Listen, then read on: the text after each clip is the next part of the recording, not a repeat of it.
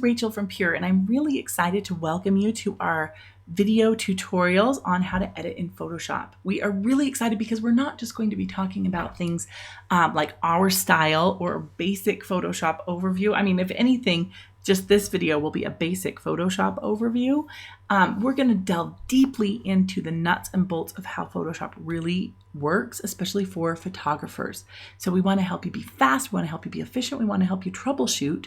So we're going to talk right now. This welcome video is about the workspace and how you can best utilize it, how you can troubleshoot, so you understand where things are, how you can customize a little bit. And it's going to be really exciting because feeling comfortable in your workspace and knowing what things do will help you feel comfortable overall in your editing process. So let's get started. First of all, I want to talk to you just a little bit about things like sRGB mode, like how we're going to get things in so that you can get things out looking the way that you think they need to look, and so that they look right. Because sometimes if things aren't just so when you set it up, you can have trouble getting them back out. So let's start out right here. First off, you can click this little button up here. It looks like your workspace. There's a little thing here, and you can click this drop down button and you can choose something. We choose photography because this will set up your workspace for the most part for a photographer, which is fantastic. It puts up most of the things that you're going to use. It's taking out more of the things that are maybe for 3D or for graphics or something like that. So this is fantastic. This will set it up for your photos. Okay, so we've got it set up. That's what I usually do. But then I come in and I might customize it a little bit and add a few things. So I'm going to come in over here to my window. So I choose window and I can choose different things that maybe aren't clicked. This tells me what is there, but so like I like actions, I like history, I like my history palette. It's there and I don't know why it's not checked, but it is there. It's right over here. That's funny. But here are things that are in there, but maybe I say, you know what? I really would like to have my brush palette in there because maybe I want to be able to work on my brush palette. So I can move it around. I can close it so it's nice and small. I can say, you know what? Okay, I kind of want to maybe put this over here, because I don't use it all the time, so maybe I can stick it here. I could pop it in with these different tabs. I could stick it in between over here. I could even add it at the bottom over here. There's lots of places I can move any of these around. I can move any of these that have these little dotted, dashed lines on them. You can pick them up and throw them all about. I could move my toolbar and say, oh yeah, I want to move my toolbar somewhere else. But I actually really don't. I want to dock it here. I like it docked. But you can move it around so you can make your workspace customized for what you specifically like and enjoy. I want to talk to you a little bit. Have you ever had that situation where you go, oh, my child has come in and hit my keyboard, or my cat's walked across it, or I've hit something and what have I done? Oh my gosh, my tools have all disappeared. This has happened to me more than once. First of all, the first thing you can check is tab. Tab will tab away. It gets rid of all of your different toolbars and lets you just focus on the picture, which can be great sometimes, but petrifying if you've done it and you don't know how to get things back. So tab, you can get it back. Other things that can happen, you can come up to this view menu, screen mode. So there might be times you say full screen with your toolbar still there. This is great, but you can't access any of your tabs. So if you had a bunch of pictures open, you go, oh my gosh, how am I going to switch between pictures? It's probably just because you've accidentally hit that you're in the full screen mode with the view bar, or full screen mode where there's nothing. And this will happen. So full screen, full screen.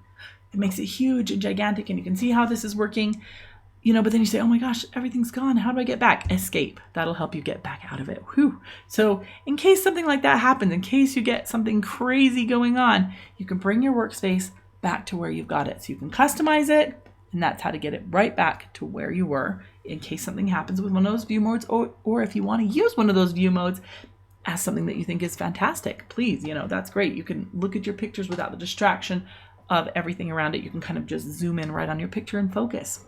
Okay, the next thing we want to talk about is the sRGB color space and 8-bit color mode. Because a lot of times, you start out in Photoshop, and gosh, you can get years into Photoshop without really thinking about color space or view mode, because if it's working just properly, then you don't have to think about it.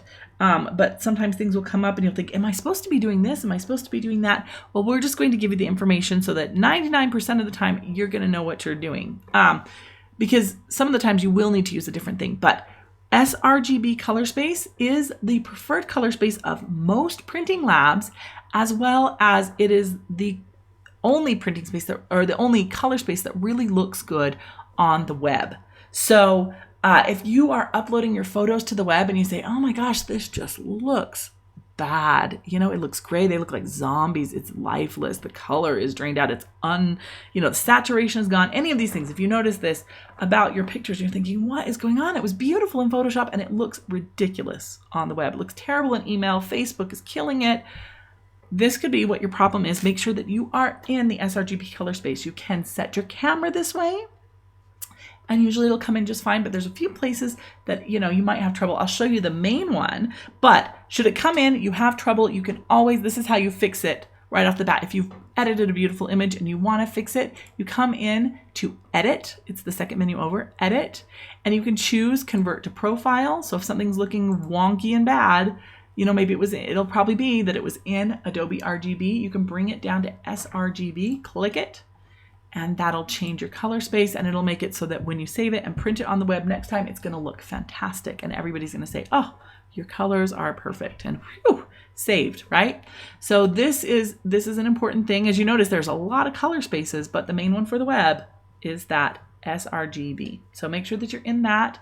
The other thing, let me show you. This is kind of important because let me open up one of my RAW files, which most photographers now we're shooting in RAW because it is fantastic to be able to have that type of safety net underneath us. Even if we're shooting perfectly and things look fantastic. Sorry, I'm just trying to find, okay, here we go. You're shooting fantastically. Every so often you can have that mess up. Oh, dang, it didn't work. RAW can help you save that. So we are not advocating against RAW. We think it's fantastic.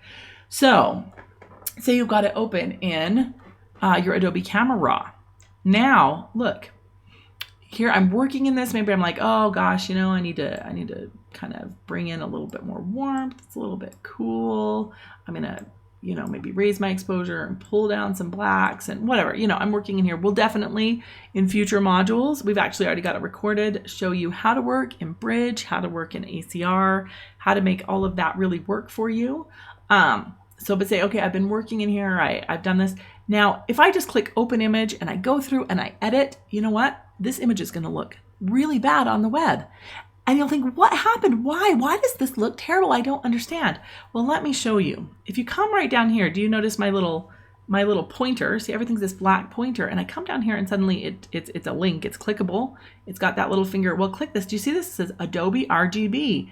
Oh, wait a minute, because it's turned my photo, even if I've shot it in sRGB in my camera, it's now working in here and it's going to convert it to this. And this is where so many people get hung up. When they upgrade their Photoshop, if they haven't opened their Adobe Camera Raw for a while or something, this can cause trouble. So look, oh my goodness, my color space, Adobe RGB. Well, I don't want that. I need to make sure that it's in sRGB. The depth, 8-bit, you know what? If you don't know what depth you should be in 8-bit. You have the option here of 16-bit, and when you get into Photoshop, you can even go into 32-bit. But you know what? If you go into 16-bit or 32-bit and you really don't know why you're doing it, you're just going to kind of be hampering yourself because almost half of Photoshop suddenly will not work once you move up to 16-bit or 32-bit. So if you don't know what bit channel, what you should be in, 8-bit is the right one. If for some reason you say, you know what, I need to edit this in a higher bit mode, then that's the time to change it and move it up.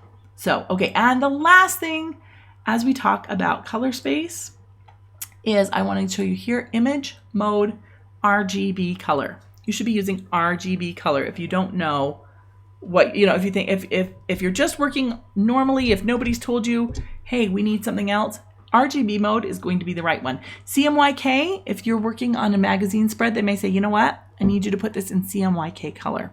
So if that's the situation, by all means go into CMYK. But if you try to upload it to the web, it's going to look crazy wild, lots of cyan where the red should be, and it's just crazy.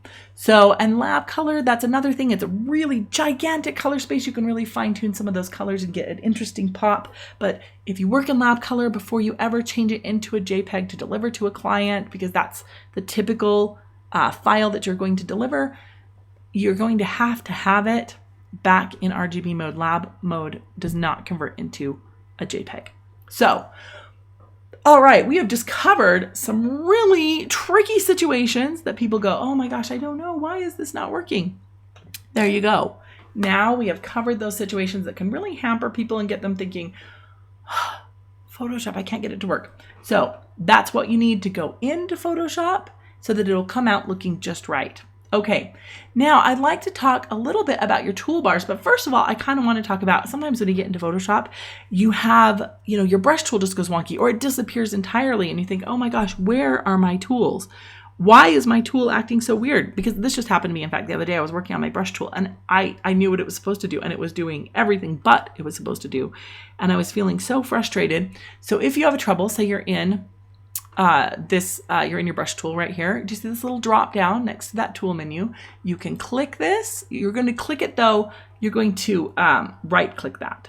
So instead of your left clicking like usual, you're going to right click it and you can choose reset tool, or if all your tools are being crazy, choose reset all tools. But resetting the tool will bring it back to default if it's really misbehaving, and that will fix it. I would say 85% of the time if something is just going crazy, resetting it that way will fix it.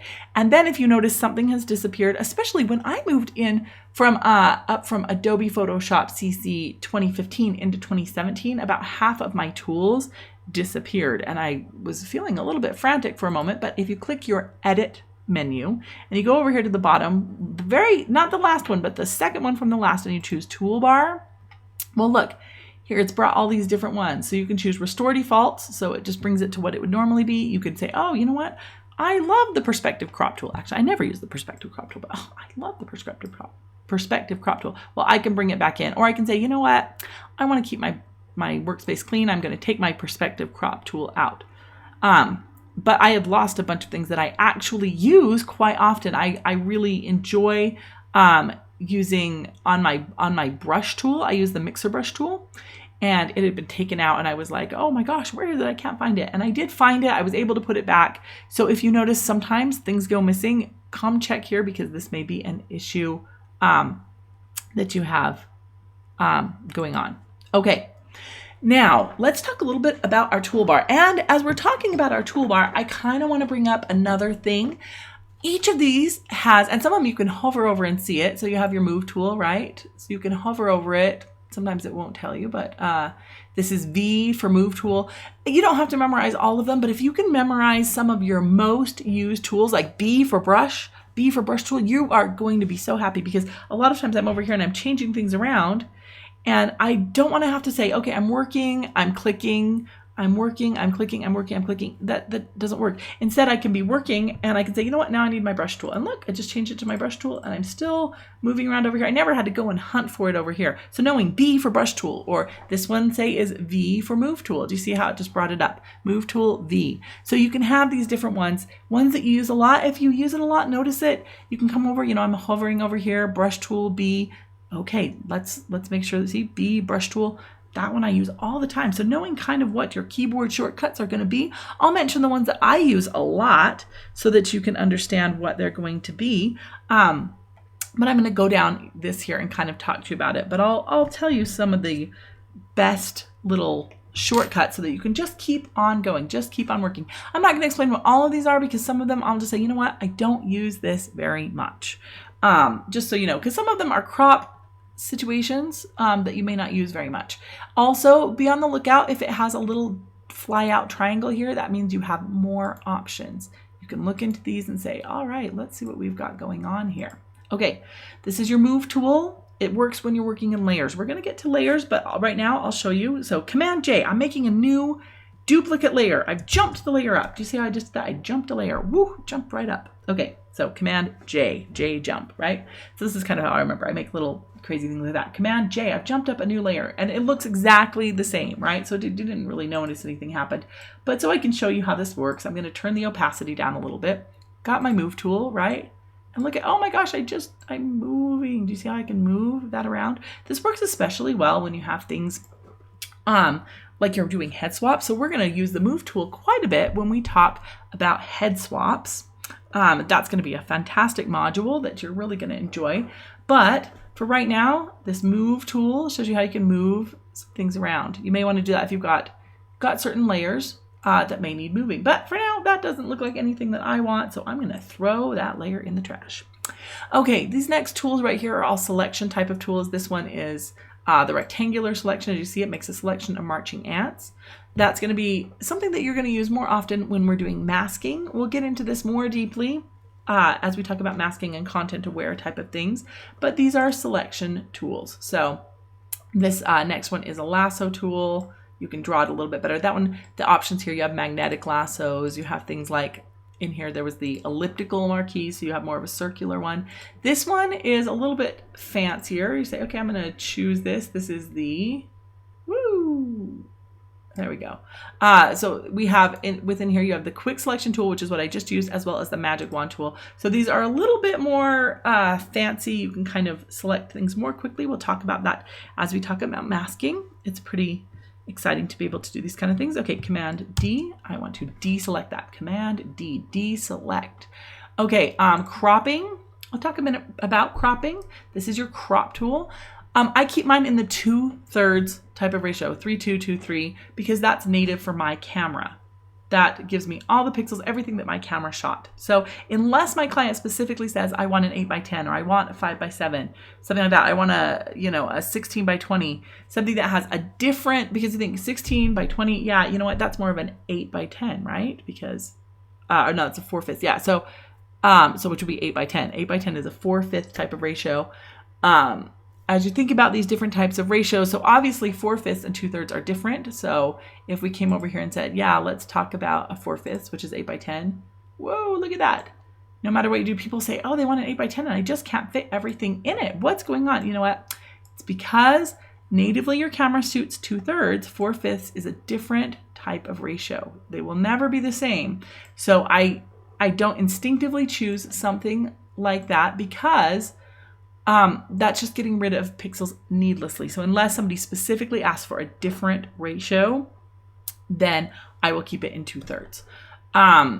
I think the most common one that people ask for is a 3/4, which is something like a 30x40 type of canvas. Again, that's going to cut some off from the 2/3. So, but I like to keep all my pixels there to play with. So when I present images in an IPS type of situation, where you have an interpersonal type of, you're the in-person sales, or if you're going to just deliver images and sell the print after, I keep it in the 2/3. So unless they ask for something other than 2/3, that is how I crop. And obviously I can crop and say, oh, I'd like to crop this out or that out.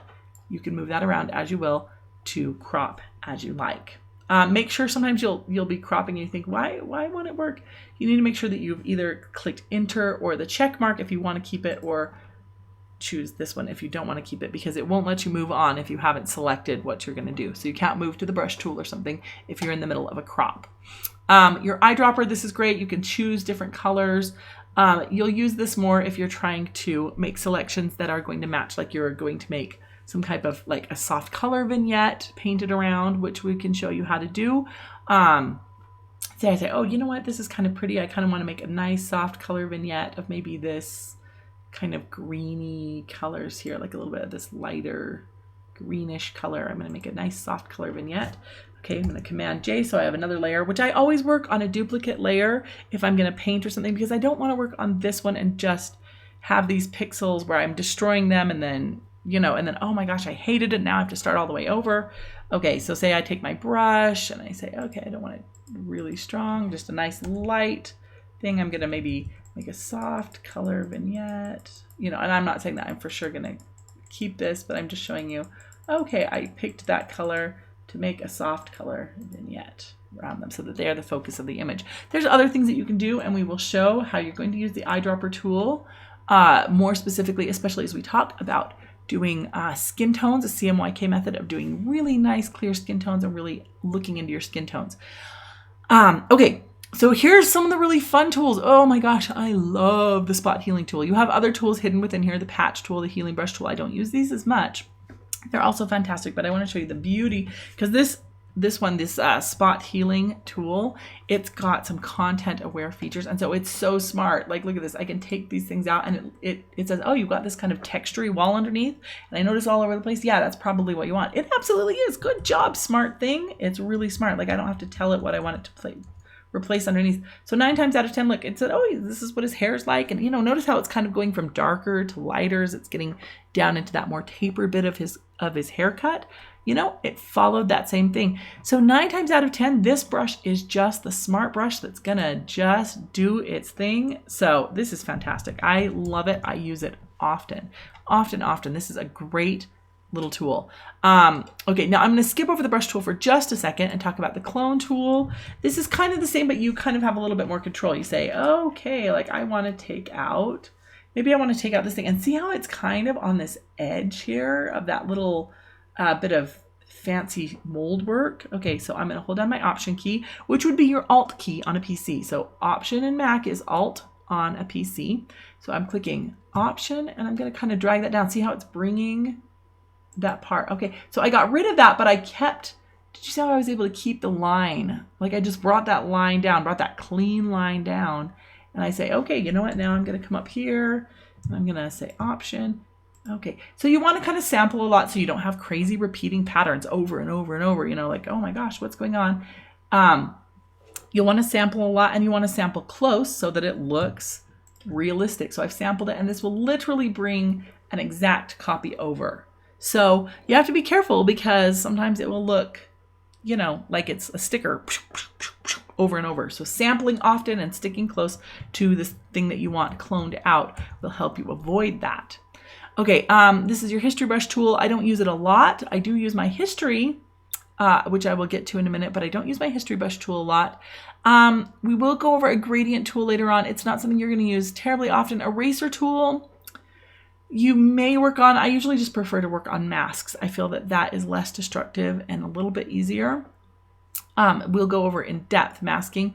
This is your blur tool. There's sharpen, smudge. I don't use them often, but there are times that you may want to blur, smudge, or sharpen something. But there are better ways to sharpen. We'll be going over those. This is dodge, burn, and sponge. There are better ways to dodge and burn, which we will also go over. The sponge tool is kind of interesting though, because if you're just clicking the sponge tool, see this red? Look at, oh, I can kind of bring up the saturation. You see the sponge tool is sponging on saturation through here. It's a little bit strong sometimes, but especially, oh, I didn't do it on a duplicate layer. Yikes. So I'm going to say, oh, okay, let's undo this. All right, we're undoing all that crazy saturation. And to do that, let me show you. Okay, look, see how we've done the sponge tool? Let's say I don't want any more sponge tool, right? I've just gone through and gotten rid of all of those. That's the fantastic thing here. I didn't have to try to undo. Because if you want to undo, that's going to be Command Z. And if you want to undo multiple times, that's, or Control Z. Sorry, Command Z on a Mac, Control Z on a PC. So, or Alt Control to do multiple levels of getting, you know, I want to get rid of lots of sponge brushes. Alt and Control, or Option Command and Z. Alt Control Z, Option Command Z. That's getting rid of your things. But you can also click on your history and get rid of a bunch of stuff. So that's kind of fantastic. And say I said, you know what? Maybe I like this really crazy, super saturated bit. I can take a snapshot of that. So now I've got it here. Here's my original. This is what it started as. Okay, that's with my really fancy saturating. But then I say, you know what? I'm just not sure I want to keep that. Let me get rid of that. I'm going to go back up here. And I can work. But if I decide, you know what? Wait, I did like it. I can come back here. So it just gives you that moment in time frozen. You can always get back to that part. So if you're working on something and you're trying maybe a new look, or, you know, you're doing something like a head swap and you think, I never want to have to do that head swap again. So you can click it right after you've done the head swap. And so even if you mess up in the editing, you don't have to start all the way over at the beginning and head swap again. So this is great. Using that snapshot is fantastic. So, and then with this saturation, you see I can come over here, right? I've saturated. If I hold down my Alt or Option key, I can desaturate, which is, oops, sorry, there we go. Yeah. So I can unsaturate things if I, okay, I guess back in the last one, you could hold down the Option and desaturate, but it is not letting me do it in this one right here. So usually That's interesting. Usually when you're doing something, if you say, you know, I want to zoom in, which let's talk about the zoom one for a minute. So this one, I can use my little magnifying glass, zoom, zoom, zoom, right? I've zoomed in on them. And then if I want to unzoom, I can hold down my Alt or Option key. It's kind of the crazy shortcut key, right? So if I want to do the opposite, I don't want to zoom anymore, I want to zoom out, it will help me unzoom. So this is something that kind of does the opposite. It turns some of these things on their head. So if you have a tool and you want to do something different with it, try clicking that Option key. However, this is another one where I use my shortcuts a lot. Let me tell you, I use it all the time. So I will come in and you'll say Command or Control plus is in, Command or Control minus is out. So I can quickly use my shortcut keys and I'm not messing around trying to find what I need over here. Okay. I don't use the pen tool a lot. That's much more of a design type of thing, trying to make paths. So I don't use the pen tool a lot. Text tool, if you want to add text, if you're making wedding announcements or something like that, that's something that's very useful. And then, okay, I want to talk about this hand tool because this is fantastic. So I've zoomed in. Remember, I'm using Command plus, Command plus, Command plus, and I say, okay, I'm working on their skin. Oh, but I want to come over and work on something. Look at that. I can use the hand tool and move around. But here's the thing. I don't think I've ever, except for this video, actually clicked on the hand tool because maybe I'll be over here with my brush, and I'm working. And then I'm going to hold down my space bar and it immediately changes any tool into the hand tool so you can move around. So remember that. I don't ever find it in here on my palette. I just zoop, zoop, zoop. I click that on my keyboard with my spacebar. It's fantastic.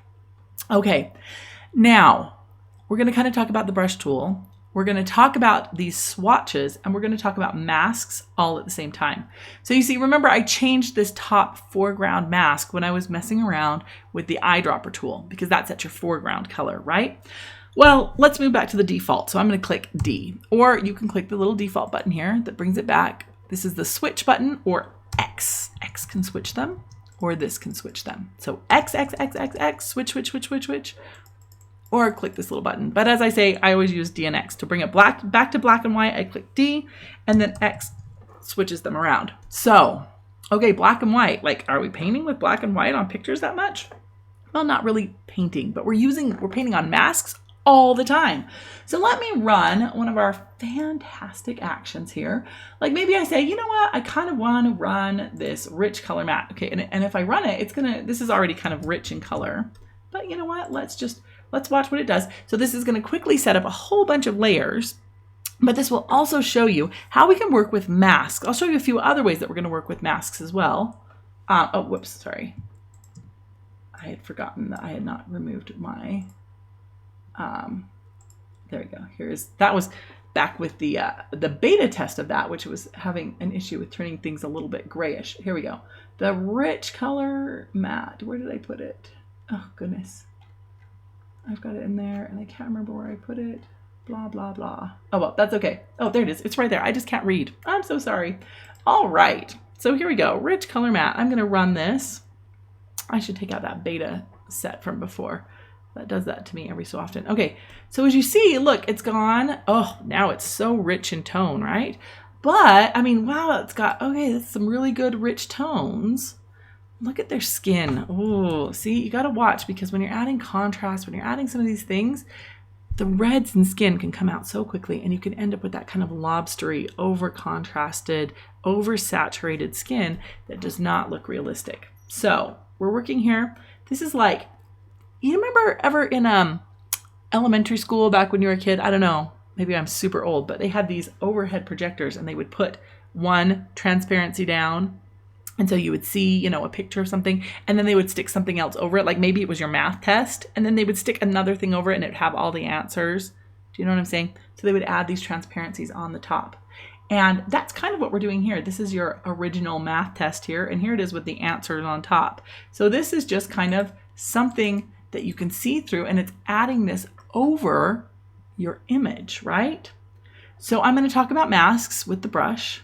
I'm going to talk about how this is going to work. So right now I can make this less transparent. So I'm changing the opacity over here. Do you see this? I'm changing the opacity and look, so it's getting lighter and lighter until The opacity is 0. It's now completely opaque. You can't see through it.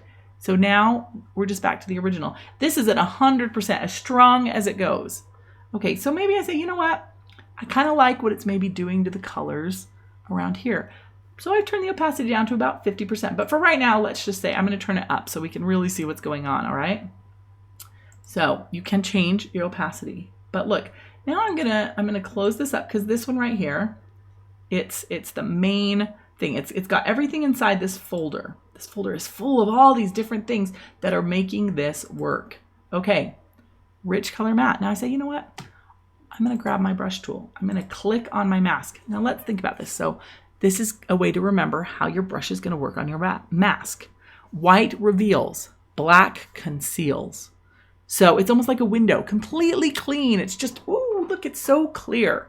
And then as we paint on this deep dark black, we're making it dirty. You can't see through that window. It's no longer transparent, okay? So right now I'm on white. I don't want white because I want to conceal, ooh, too much color, right? So I'm gonna click X, right? Oh, there we go. My black is on top. So now I've got this, I'm gonna turn up my opacity a little bit, but overall, when I'm working on a brush, see, I just did a right click so I can look at my brush palette in here.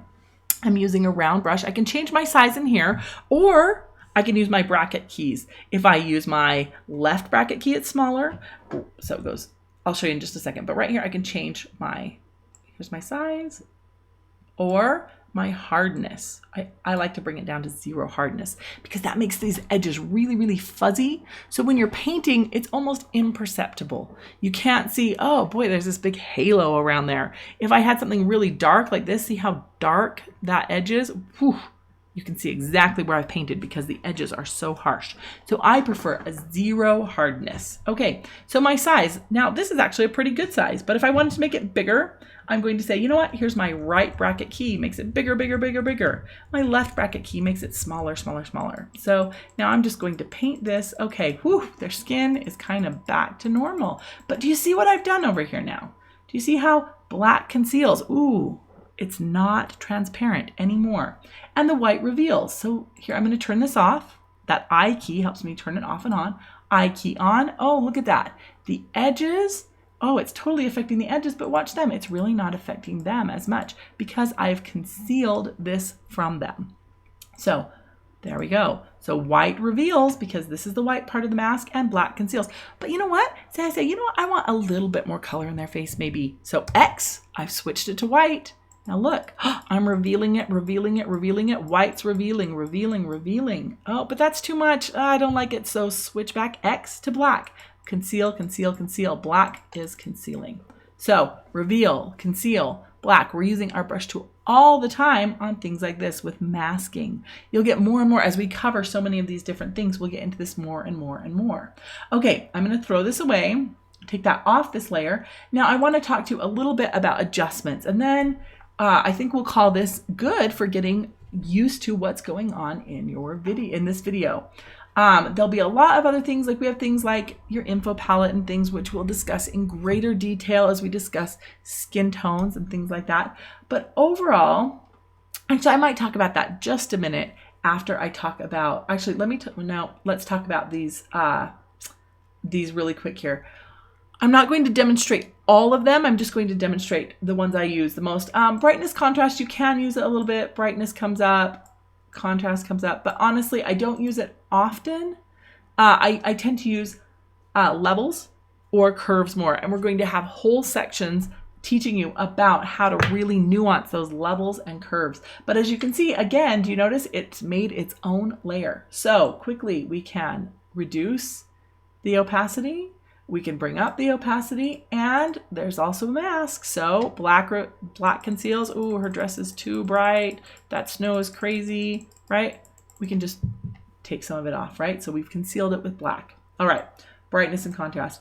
These are levels. There's a ton that you can do in levels. Get excited for that class because it's something that we use all the time. You can add a little bit of, pop here. You say a little bit of depth there. I'm going to maybe darken, lighten. I mean, so there's all sorts of things you can do with levels. You can change color tones. You can do a lot of fantastic things. Same thing with curves. Curves, I can say, you know what, I want to come in, I want to add maybe a little bit of matte, but, you know, I mean, just all sorts of fantastic stuff that you can do. Over here, I've matted that image up real quickly, just a little bit. I can change colors, I can change tones. Again, it's got those mattes, it's got that opacity, so you can really work on it and change the strength of it. Get excited for the curves class. We have exposure, we have vibrance. Vibrance is something that you can use. It kind of gives a little bit of that pop. This one picks tones that are a little bit more on the yellow end, whereas, so it kind of saturates, it pops those, makes them more vibrant. Saturation tends to, I feel like, go really strongly in the reds. It's a little bit harsher. Be real careful with saturation. I mean, sometimes you think, oh, I want a real color pop, but a lot of times it can just make things a little bit wild and crazy, especially skin tones. So always watching your skin tones when you're working with vibrance or saturation. This is hue and saturation. We'll go over this in more depth. You can obviously, saturation, lightness, things like that. You can also work more specifically within color channels. Like maybe I say, you know, what do I want to work on? I should pick something with a little more color. Okay, so the reds, I feel like maybe their skins are a little bit too red. Maybe I will desaturate that a bit. See, ooh, it's just working on, well, like there's a lot of red in here, but it'll just target those specific areas, not the whole image. So that's a great one to know about. We will go over it in more depth. Color balance. I love color balance. I'm going to do a lot with this because you can work on shadows, midtones, highlights. You can specifically say, you know what, I'm going to work in the shadows and I want to add like maybe a little bit of these purpley tones. And now I want to come in the highlights and I want to give it like a little bit of pop. And, you know, suddenly I've got a whole different feeling to my image. There's a lot of things that you can do with color balance. You can really work, pardon me, on these specific areas, and you can be very specific in how you're going to target them. Photo filters, you can warm, you can cool, you can basically, here, look, see, I've added a little bit of this orange filter over it. You can make it really orange, you can make it totally turned off. Again, opacity, masking, you have a lot of choices. There's warming, there's cooling, there's red, orange, yellow, I mean, all sorts of things. We can make them look underwater, you know, whatever. There's a lot of options. Ooh, they're underwater. Actually, I think that's a filter for being under, like if you're underwater, it filters it so it looks not so underwater. Okay, so photo filters, you can use those. They're great. They're kind of an overall color toning. Channel mixer, I don't use as much. It's more of a black and white type of thing. I really never use invert, posterize, or threshold. There are times that you can use them, but they're not something that photographers generally use. I do love selective color though, because see, here I say, oh, you know, her dress, it kind of got a little bit pinky, you know, and sometimes dresses will catch like maybe blues or reds. So here I can say, you know what, I'm going to come over, and you have all these choices. You can say, I just want to work with just the whites, right? So I kind of want to like make it a little bit brighter. So I'm like taking out some of the black.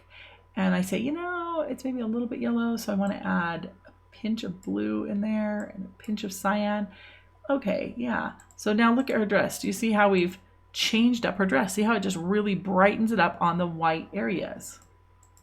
Really brightens up those white areas. These areas that are not changing, those are a little bit more in the neutrals. So I could come in here and say, let's brighten up the neutrals as well. Woo, but see, it's the whole image. So now I'd want to use the mask channel. But as you see, it hits certain and specific tones. So you can brighten things up, you can move things around, but only hitting those specific areas. It's really fantastic. So skin tones are red. You may want to say, oh, let's bring it open again. Okay, so red, I want to work with the reds. Maybe I say, you know, they're a little dark in there. Let's take out some of the blacks. Oh, look, their skin tones are really brightening up. Do you see how it's affecting skin tones a lot?